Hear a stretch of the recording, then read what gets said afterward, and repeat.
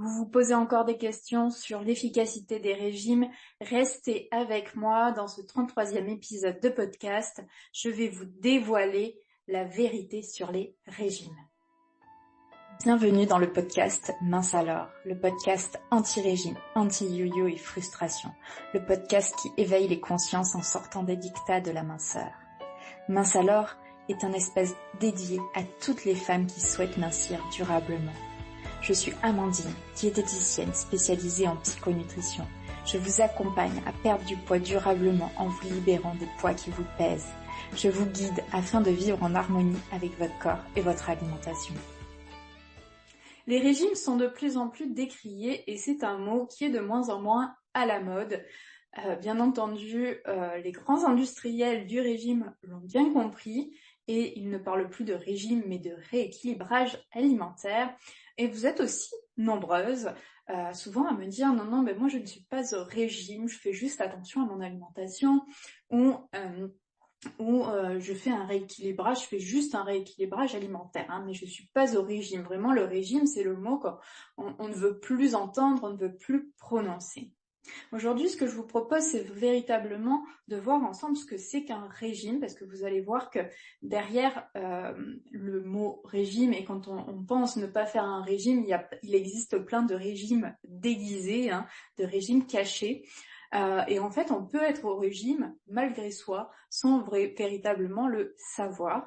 Et on va voir ensemble aussi ce qui se passe dans notre corps quand on est au régime, et donc quelles sont les conséquences.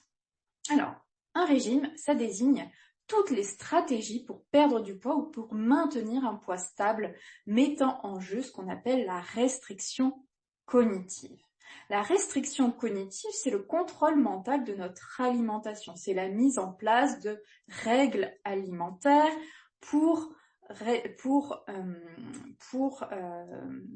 ces règles alimentaires, en fait, elles vont dicter notre alimentation. C'est la mise en place, donc on va manger en fait avec des règles alimentaires qu'on a mises en place ou qu'on nous fait mettre en place quand on va voir quelqu'un qui nous accompagne en fait pour perdre du poids grâce à ces règles alimentaires. C'est aussi quand on mange par rapport à nos croyances. Mais tout ça est lié, croyances, règles alimentaires. Nos règles alimentaires, elles proviennent de nos croyances. Donc, quand on est au régime, on est dans cet état de restriction cognitive, de contrôle mental de notre alimentation. On mange en fonction de nos croyances, on mange en fonction de nos règles alimentaires. Donc, qu'il soit équilibré, hypocalorique, pauvre en graisse, pauvre en sucre, un régime, c'est un régime. Et donc même le fameux rééquilibrage alimentaire, puisque donc je vous ai parlé de règles alimentaires, dans un rééquilibrage alimentaire, il faut souvent manger en fonction de certaines règles. Donc, on est au régime. Je pense qu'il faut arrêter de se voiler la face en disant qu'un rééquilibrage alimentaire, ce n'est pas un régime. C'est la même chose puisque on structure notre alimentation en fonction de nos croyances, en fonction de règles imposées ou que l'on s'auto-impose. On fait attention dans un but de perdre du poids. Et se faire attention, c'est véritablement faire attention à son alimentation, c'est l'état d'esprit régime. Donc ici, je ne parle pas de régime, on va bien entendu parler de régime dans le sens, par exemple, vous suivez un régime pauvre en sel parce que vous avez des problèmes cardiaques et votre médecin vous a prescrit un régime pauvre en sel. D'accord ? On ne parle pas de ça et on ne parle pas de la manière de s'alimenter comme on pourrait parler du régime végétarien ou du régime vegan. D'accord ? C'est des choses différentes. Là, on parle vraiment du régime perte de poids, en fait, dont l'intention est la perte de poids. Donc, comment ça se passe un régime ? Dans un régime, donc, on va modifier notre alimentation, soit qualitativement, soit quantitativement, soit les deux. Donc, la qualité des aliments, donc on va choisir nos aliments. Bien souvent, on va catégoriser les aliments en bons et en mauvais aliments. Donc on va privilégier les aliments bons et on va limiter les aliments mauvais, voire on va les supprimer. Et donc quantitativement, on va manger moins ou on va manger plus de tel aliment, moins de tel aliment, en fonction donc de règles, de normes, bien souvent socialement acceptées. Je pense que ce socialement accepté, il est important à avoir en tête.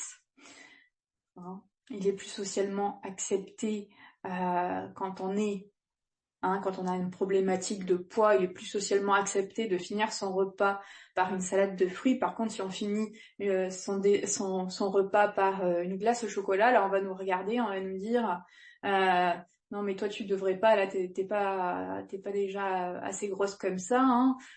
Tu devrais peut-être faire attention quand même si tu veux perdre du poids, hein. Arrête d'abuser, hein, avec les bonnes choses.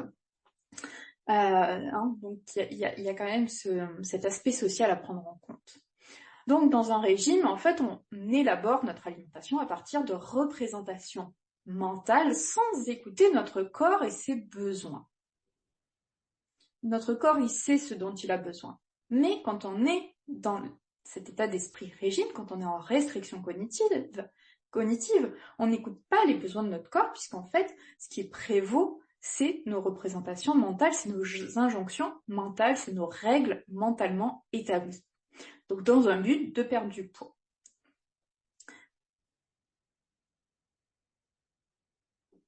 On va détailler un petit peu comment ça se passe du coup, un régime, clairement, étape par étape. On peut identifier 9 grandes étapes, on va dire. Première étape, donc mise en place de nouvelles règles alimentaires dans un but de perdre du poids. On va perdre du poids le plus souvent, surtout donc si ces règles alimentaires sont drastiques et tranchent drastiquement avec nos anciennes habitudes alimentaires. Donc là, on va être super motivé parce on est encouragé par cette perte de poids qui est souvent donc bien rapide. Donc on va poursuivre l'application de ces règles alimentaires. Donc on va perdre encore du poids et possiblement on va passer en dessous de ce qu'on appelle notre poids d'équilibre. Le poids d'équilibre, c'est le poids dans lequel on se sent bien naturellement sans contrôler son alimentation. Puis là, il va commencer à y avoir une certaine lassitude. Il va y avoir une faim qui va être ressentie assez souvent, une faim persistante. Vous mangez, mais vous avez encore faim. Voilà, vous avez cette impression d'avoir toujours faim. Vous allez avoir des envies de manger exacerbées par les interdictions, par les restrictions. Donc vous commencez à être frustré et vous avez envie de manger tous ces aliments dont vous vous interdisez. Là, votre motivation, elle va être fluctuante, mais vous allez faire appel à votre volonté. Je poursuis mes efforts. Et puis, vous atteignez la fin de votre régime, de cette période de X mois que vous étiez fixé ou que vous avez fixé avec la personne qui vous accompagne. Puis, vous êtes satisfaite parce que vous avez perdu du poids, c'était votre objectif de départ. Et là, j'ai pas énuméré les étapes, mais là on est du coup à la dernière étape. Là, donc après votre régime, il y a de fortes chances que vous repreniez du poids progressivement les mois qui suivent votre régime, plus quelques kilos bonus par rapport à votre poids de départ. Et ça, les études le montrent, il y a 95% des régimes, des méthodes globalement, des méthodes mises en place pour perdre du poids. Alors, les méthodes qui sont justement basées sur la restriction, qui échouent. Donc, je sais plus si j'ai dit le chiffre, 95% donc des régimes et méthodes restrictives qui échouent. Et après, les 5%, il y a aussi 5% de risque de développer ce qu'on appelle les compulsions alimentaires. Donc ça va être on va développer des troubles du comportement alimentaire de type compulsif. Et c'est pas franchement génial parce que là vous êtes obsédé par la nourriture H24 et il y a ces compulsions alimentaires, ces envies de manger irrépressibles qui se répètent inlassablement jour après jour. Que se passe-t-il au niveau physiologique? Donc au niveau physiologique, on a tous un poids d'équilibre. Ce poids d'équilibre, on l'appelle aussi set point. Alors j'ai un anglais un peu, voilà, douteux, désolée. On peut entendre aussi le poids idéal. Moi, j'aime bien cette idée du poids idéal.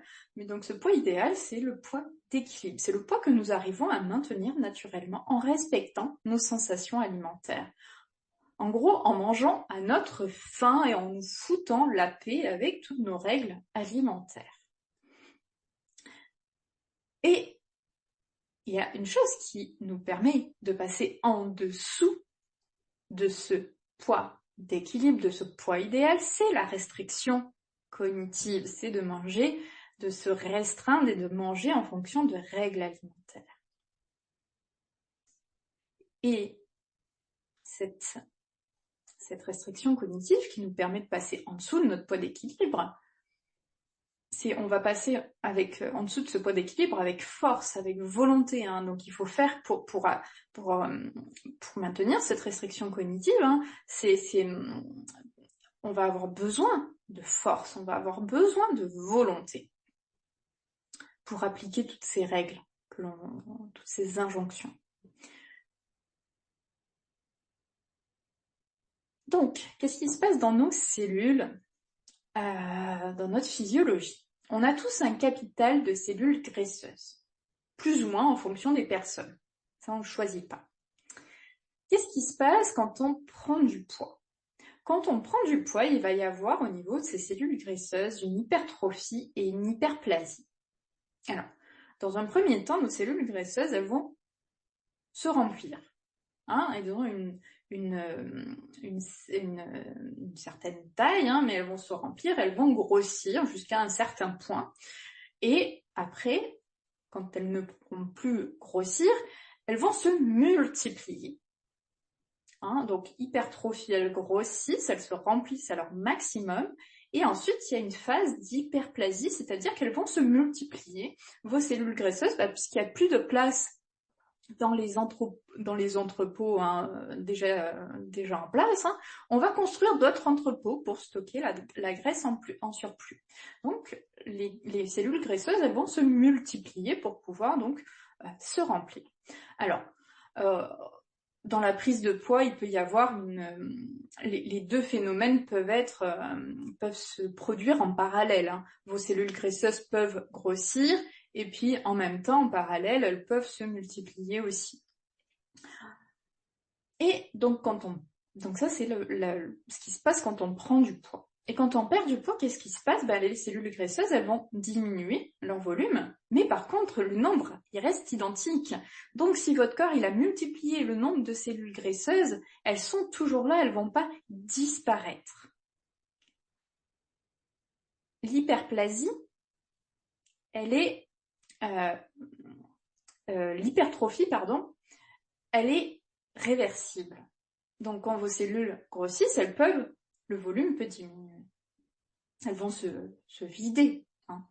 Par contre, l'hyperplasie, elle est irréversible. Une fois que vous avez multiplié le nombre de cellules graisseuses, c'est irréversible. Elles sont là, elles auront beau se vider, elles resteront là. Et donc, que se passe-t-il après un régime? Alors, si la méthode que vous avez mise en place, le régime que vous avez mis en place, vous permet de retrouver votre poids d'équilibre et de vous stabiliser à ce poids d'équilibre parce que donc avant ce régime, vous étiez au-dessus de votre poids d'équilibre. Pas de problème. Pas de problème. Attention quand même parce que si vous êtes en restriction cognitive, ça vous demande beaucoup d'efforts et il y a le risque qu'un jour vous lâchiez ces efforts-là. Voilà. Mais bon, au niveau physiologique, on va dire qu'il n'y aura pas de conséquences dramatiques. Mais voilà, je mets quand même le bémol, attention par rapport à la restriction cognitive. Par contre, si vous passez en dessous de votre poids d'équilibre, là, il y a un risque plus de reprise de poids si vous ne maintenez pas la restriction cognitive. D'ailleurs, si vous ne maintenez pas la restriction cognitive, en fait, si vous êtes en restriction cognitive, même à votre poids d'équilibre, le jour où vous lâchez cette restriction, vous prenez du poids. Hein. Ça marche dans les deux sens. Et là, du coup, donc vous allez prendre du poids, mais vous allez aussi prendre du poids, donc vous revenir à votre poids de départ et prendre du poids aussi supplémentaire. Parce que votre corps, il est en état de manque. Et souvenez-vous, vous avez vidé ces cellules et vous avez multiplié, enfin vous avez donc les cellules en grossissant, donc elles ont grossi, elles se sont multipliées, et puis là vous vous retrouvez en perdant du poids avec des cellules vides. Le corps n'aime pas le vide, le corps va ressentir un manque. Et votre corps, en état de manque, il va constituer des réserves en prévention d'un nouveau régime. C'est cette fameuse prise de poids supplémentaire, ce qu'on appelle aussi l'effet rebond. Voilà, après notre régime, on reprend, on atteint de nouveau notre poids initial avant régime, on prend un peu quelques kilos bonus, et donc, pour faire des réserves, hein, parce que notre corps, notre cerveau, hein, ils sont pas bêtes, hein, ils savent que derrière, on va recommencer. Donc, ils sont pas fous. Ils veulent pas vivre dans le manque. Donc, ils vont faire des réserves, hein, en attendant le prochain régime. Et donc après, si vous repartez dans un nouveau régime, c'est vraiment après, vous allez passer votre vie à prendre, à perdre du poids, à prendre, à perdre du poids. C'est ce qu'on appelle l'effet yo-yo. C'est vraiment une spirale infernale. Pourquoi est-ce qu'il est difficile de trouver son poids d'équilibre avec un régime? Quel que soit votre objectif de perte de poids, que ça soit 2 ou 15 kilos ou 20 kilos ou 30 kilos, quand vous êtes en état de restriction cognitive, donc en étant déconnecté de vos réelles sensations corporelles, de vos réels besoins, le cerveau, il va toujours vouloir perdre plus de toute façon. Et donc, le risque est élevé de passer en dessous de notre poids d'équilibre. Parce que même quand vous aurez perdu 2 kilos, vous allez vous dire, allez, j'ai perdu 2 kilos, pourquoi pas 3? Et pourquoi pas 4? Et pourquoi pas 5? Etc., etc. Le poids d'équilibre, on ne le choisit pas mentalement. Donc, il est contre-productif de vouloir le réguler mentalement. Et de vouloir le réguler avec des règles. Quels sont les risques du régime? Donc, le régime, on a vu, ça favorise la prise de poids à moyen et à long terme. C'est ce qu'on appelle l'effet yo-yo, en créant des résistances à la perte de poids et en augmentant votre poids d'équilibre. Donc, après chaque régime, en fait, votre corps, il va devenir beaucoup plus résistant à la perte de poids. Hein, parce que lui, il veut plus revivre ce que vous lui avez fait vivre. Hein, parce qu'il était alors en souffrance, donc il va émettre de plus en plus de résistance à la perte de poids. Et votre poids d'équilibre, puisqu'à chaque fois il y a l'effet rebond, il va augmenter. Donc votre poids d'équilibre au début, il était peut-être de 60 kilos, puis après ça sera 65, et puis après 70, ou bon, là je monte de 5 en 5, mais ça peut être 60, 62, 65, et puis hop, à chaque fois, après chaque régime, on prend un peu plus de poids.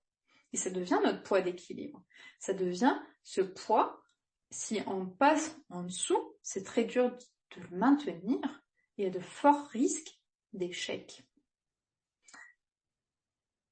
Le régime, il augmente la charge mentale parce que vous allez penser H24 à votre alimentation. Comment je dois manger? Comment je vais faire pour respecter ces règles alimentaires? Oh là là, je suis invitée au restaurant de cette semaine, ça va être la catastrophe. Là, il va falloir que je prévoie de compenser derrière comment je vais manger. Vous allez sans cesse être dans ce ping-pong entre mental, entre ce que je dois manger, ce que je dois pas manger. Là, il y a une situation particulière, comment je fais? C'est vraiment une charge mentale, comme toutes les charges, ça s'additionne aux charges mentales que vous avez au quotidien. Ça va favoriser des états émotionnels instables et des états même dépressifs. Alors, état émotionnel instable, en fait, ça va faire varier vos émotions et ça va vous mettre face à des émotions franchement inconfortables parce que souvent, qu'est-ce qui se passe quand on n'arrive pas à respecter nos règles alimentaires? On va être envahi par des émotions, enfin par une émotion en particulier, la culpabilité. Et cette culpabilité, elle va être là, présente, quasi constamment en période de régime ou entre les régimes, hein, parce que on culpabilise de ne pas arriver à bien faire comme il faut, à bien respecter les règles. Ça va favoriser donc les compulsions alimentaires. Au bout d'un moment, à force de vous restreindre, de générer des frustrations, à force de vous contrôler, il est possible qu'un jour vous perdiez le contrôle. Et là, ça va favoriser les compulsions alimentaires. Ces compulsions alimentaires, vous savez, vous allez avoir ce besoin de manger, un besoin irrépressible de manger tout et n'importe quoi, souvent des aliments gras, des aliments sucrés, sans prendre conscience de ce que vous mangez. Et souvent, après une compulsion alimentaire, elle s'arrête au moment où soit on a fini l'aliment qu'on a commencé à manger, par exemple le paquet de gâteaux, soit quand on arrive à un moment donné où on a mal au ventre, on a mal à l'estomac, et là on s'arrête.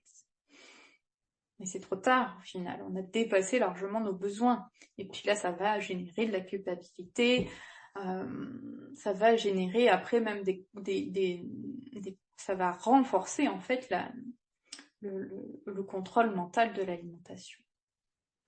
Et donc ça va favoriser aussi les troubles du comportement alimentaire comme l'anorexie, la boulimie, l'hyperphagie, particulièrement à l'adolescence.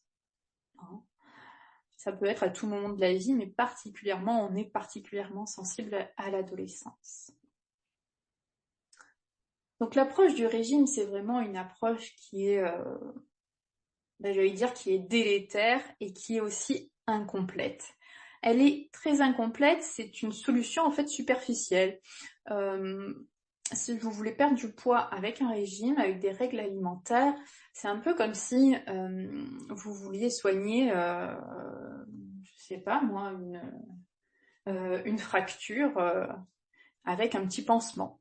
Voilà, ça sert à rien. Ça sert à rien parce que ça ne prend pas en compte en fait la relation que vous entretenez avec l'alimentation. Ça ne prend pas en compte votre état émotionnel. Ça va pas s'adapter ou ça s'adapte très, très peu à votre mode de vie. Alors même si c'est personnalisé, etc., vous allez vous retrouver dans des situations où vous n'allez pas arriver à respecter votre régime et ça va générer de la culpabilité.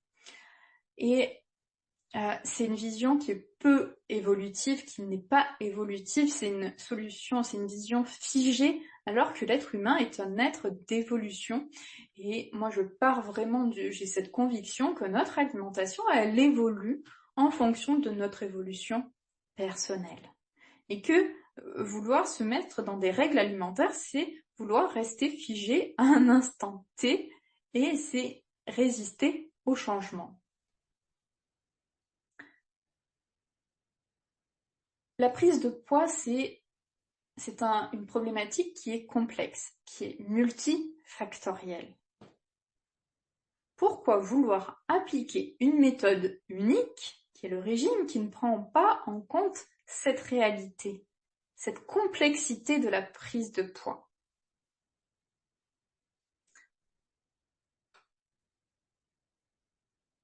C'est pour ça que moi je trouve que voilà, le régime c'est contre-productif. Est-ce qu'on peut maigrir sans régime alors, parce que c'est la question. Parce que c'est véritablement, si vous vous sentez pas bien dans votre corps, si vous avez pris beaucoup de poids ces dernières années, vous avez le droit de vouloir maigrir. C'est un droit, c'est légitime de vouloir retrouver son poids d'équilibre, de pouvoir le trouver, tout simplement. C'est légitime de vouloir se sentir bien dans son corps. Mais alors, est-ce que c'est possible? Oui. Mincir sans régime, c'est possible, en retrouvant votre poids d'équilibre naturellement. Mais attention, c'est pas vous qui choisissez ce poids-là. Et ce poids-là, vous allez le retrouver. Mais vous allez le retrouver avec une approche globale qui prend en compte votre personne, qui vous êtes dans votre globalité, au niveau physique, au niveau mental, au niveau émotionnel, au niveau énergétique. Je vais vous donner 9 clés. 9 clés pour vous amener en douceur sur ce chemin pour trouver votre poids d'équilibre et surtout le garder à vie. Parce que c'est ça, certes, vous avez envie de maigrir, mais surtout vous ne voulez pas reprendre le poids dont vous vous êtes libéré. Première clé,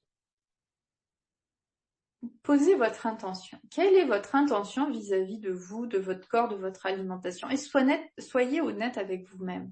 Pourquoi, vous pouvez vous poser la question, pourquoi je veux maigrir? Et allez chercher en profondeur pourquoi vous voulez maigrir. Et à la réponse pourquoi je veux maigrir, vous allez donner, à la question pourquoi vous voulez maigrir, vous allez donner une réponse. Et posez-vous la question pourquoi cette réponse est importante pour moi, et ainsi de suite. Pourquoi cette réponse est importante pour moi? Pour aller chercher véritablement votre motivation profonde et pas juste ah bah oui moi j'ai envie parce que c'est j'ai envie d'être plus belle, j'ai envie je sais pas, de ressembler à mes copines. Enfin, allez chercher en profondeur pourquoi vous voulez perdre du poids, pourquoi vous voulez maigrir. Deuxième clé, acceptez-vous. Chaque corps est différent. Il vous sera beaucoup plus facile de mettre en place des comportements bienveillants si vous êtes en paix avec vous-même, si vous vous acceptez tel que vous êtes aujourd'hui. Sinon, si vous êtes en lutte contre vous-même, en lutte contre votre poids permanente, il vous sera beaucoup plus difficile de mettre en place ces comportements bienveillants. En fait, vous allez faire de votre expérience, de votre problématique de poids, votre problématique de vie principale, et vous allez vous laisser envahir par cette problématique et vous allez faire en fait de vous-même un véritable champ de bataille. Votre pire ennemi, c'est vous-même quand vous êtes en lutte permanente contre vous, contre votre corps, contre votre poids. Qu'est-ce que vous voulez? Vous voulez la paix ou vous voulez la guerre? Et c'est véritablement, si vous avez envie de résultats sur le long terme, ça va être une étape. Alors, c'est pas la plus facile, mais c'est une étape, l'acceptation. Troisième clé pour trouver ou retrouver votre poids d'équilibre, libérez-vous de vos croyances vis-à-vis de l'alimentation. Vous savez, toutes ces croyances, le petit déjeuner, c'est le repas le plus important de la journée. Pour maigrir, il faut manger plus de légumes. Pour maigrir, il faut arrêter de manger du chocolat. Il faut diminuer les quantités de matières grasses, etc., etc. Libérez-vous, libérez votre esprit de ces croyances vis-à-vis de l'alimentation. Parce que ces croyances, elles vont vous amener à établir des règles alimentaires. Quatrième clé pour trouver ou retrouver votre poids d'équilibre, oubliez les interdits pour trouver l'alimentation qui vous convient réellement. Alors ça rejoint les croyances, mais oubliez tout ce que vous notez, tout ce que vous vous interdisez de manger. Et essayez de petit à petit de voir, d'observer quelles sont les conséquences de ces interdits. Est-ce que vous arrivez à respecter ces interdits? Est-ce que vous vous sentez heureuse, épanouie dans votre vie à chaque jour essayer de respecter ces interdits? Est-ce que vous prenez véritablement plaisir à manger avec ces interdits? Cinquième clé pour trouver ou retrouver votre poids d'équilibre, connectez-vous à vos sensations alimentaires, votre faim, vos envies de manger, votre satiété, votre rassasiement. Sixième clé, apaisez vos envies de manger émotionnelles. Apprenez à vivre avec bienveillance avec vos envies de manger émotionnelles. Accueillez-les en toute bienveillance. Ne soyez plus en réaction face à elles. Septième clé, bougez avec plaisir et liberté. Huitième clé, respectez vos besoins, même quand vous mangez en présence de votre famille ou de vos amis. Et neuvième clé, posez une plus grande conscience sur votre alimentation. Voilà pour ces 9 clés. 9 clés pour trouver ou retrouver votre poids d'équilibre. Si vous avez envie de trouver ou retrouver votre poids d'équilibre, c'est possible. Sans régime, sans frustration. Oui, c'est possible. C'est possible, mais ça va vous demander un travail intérieur, un travail d'introspection, un travail d'observation, un travail de libération. Effectivement, c'est pas toujours évident et c'est peut-être plus facile de suivre une feuille avec ce que je dois manger ou pas manger. Mais posez-vous la question, qu'est-ce que vous voulez pour le long terme? Est-ce que vous voulez passer encore le reste de votre vie à faire le yo-yo? Ou est-ce que vous avez envie, une bonne fois pour toutes, d'aller voir à l'intérieur de vous ce qui bloque véritablement votre chemin, votre parcours pour maigrir durable? Et si vous avez envie de maigrir durablement, sans régime, sans frustration, vous pouvez rejoindre dès aujourd'hui l'espace philosophie minceur, un espace où vous allez trouver toutes les clés, les outils pour pouvoir justement débloquer ces 9 clés pour trouver ou retrouver votre poids d'équilibre.